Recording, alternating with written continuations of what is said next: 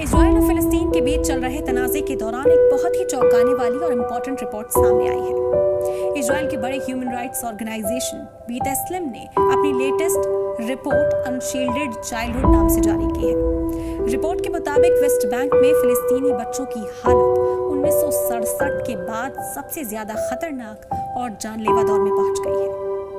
Data के मुताबिक 7 अक्टूबर 2023 से अब तक वेस्ट बैंक में इजरायली सिक्योरिटी फोर्सेस के ऑपरेशन में 242 फिलिस्तीनी बच्चे और नाबालिग मारे गए हैं। इसी वक्त में मारे गए 1087 फिलिस्तीनियों में से हर चौथा शख्स या तो बच्चा था या नाबालिग।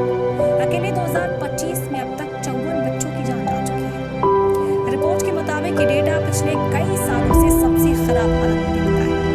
रिपोर्ट में कहा गया कि इजराइल डिफेंस फोर्सेस IDF ने हमेशा यही कहा है कि उसके ऑपरेशन सिर्फ हथियारबंद लोगों या फिर उन लोगों के खिलाफ है जो सिक्योरिटी के लिए खतरा पैदा करते हैं। लेकिन बेतस्लेम रिसर्च इस दावे पर संगीन सवाल उठाती है। रिपोर्ट के मुताबिक 2025 में मारे गए 54 नाबालिग में से किसी के पास कोई हथियार नहीं था। रिपोर्ट में बताया गया कि सिर्फ 2 बच्चों के पास कोई हथियार नहीं था। 13 बच्चों को तब गोली मार दी गई जब वो सिर्फ झड़प की जगह पर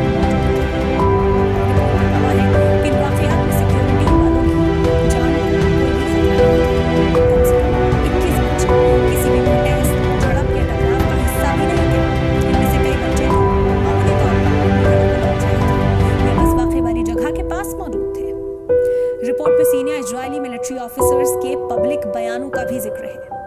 वेस्ट बैंक पे इजरायली मिलिट्री के सेंट्रल कमांड के हेड मेजर जनरल AV बैलेट ने कहा कि हम ऐसे ऑपरेशंस कर रहे हैं जैसे कि हमने 1967 के बाद कभी भी नहीं किए। इजरायली मिलिट्री का दावा है कि मारे गए लोगों में 96% मिलिटेंट्स थे, जबकि बेतस्लेम का कहना है कि मौजूदा सबूत इस दावे को सपोर्ट ही नहीं करते। रिपोर्ट के एग्जीक्यूटिव डायरेक्टर यूली नोवाक के मुताबिक ये मसला कुछ सैनिकों के कामों तक महदूद नहीं बल्कि पूरे पॉलिटिकल और मिलिट्री सिस्टम से जुड़ी हुई है। अक्टूबर 2023 के बाद से किसी भी इजरायली फौजी या फिलिस्तीनी बच्चे के कत्ल के लिए कोई भी केस चलाया नहीं गया।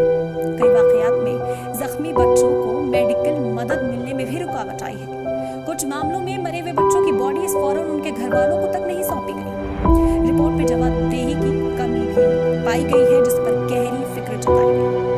UN independent international commission of inquiry ने भी इस मामले पर अपनी रिपोर्ट में गहरी फिक्र जताई है। UN के मुताबिक इजरायली